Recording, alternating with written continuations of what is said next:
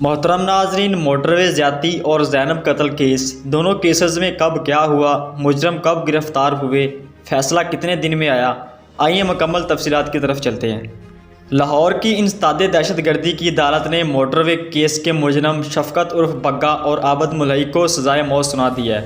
दोनों मुजरमान को 14-14 बरस कैद और मौत की सज़ा दी गई है।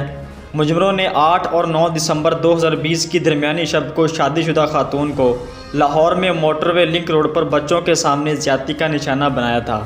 यह पाकिस्तान की तारीख के तेज़ तरीन ट्रायल में से एक था जिसमें मुजरमों को इतनी जल्दी चालान मुकम्मल करके अदालती कार्रवाई मुकम्मल की गई थी। इससे कबल ऐसी एक मिसाल ज़ैनब कत्ल केस में सन 2018 में सामने आई थी, जब न सिर्फ मुलज़म को गिरफ़्तार किया गया था बल्कि इसका तेज़ तरीन ट्रायल करके इसे तख्तादार पर भी लटका दिया गया था। ज़ैनब केस के मुजरम इमरान अली को अदालत की जानिब से 4 बार सज़ाए मौत का हुक्म दिया गया था। ज़ैनब का कातिल एक सीरियल किलर था जो इससे भी पहले बच्चों के साथ ज़्यादती और इन्हें कत्ल करने की वारदातों में मुलव्वज़ रहा था। ज़ैनब केस में डार्क वेब के हवाले से भी दावे सामने आ रहे थे कि मुजरम इमरान बच्चों के साथ ज़्यादती को डार्क वेब पर लाइव स्ट्रीम किया करता था। हम दोनों केसेस का मुआवजा पेश कर रहे हैं जिसके ज़रिए आपको ये समझने में आसानी होगी कि किस केस में किस कार्रवाई के मुकम्मल होने में कितने दिन लगे।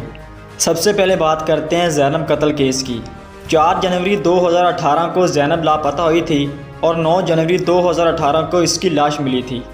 23 जनवरी 2018 यानी कि 14 दिन बाद मुलज़म को गिरफ़्तार कर लिया था और 17 फरवरी 2018 यानी कि 39 दिन बाद इसका अदालती फ़ैसला आ गया था और 17 अक्टूबर 2018 को यानी कि 281 दिन के बाद इसको फांसी दे दी गई थी।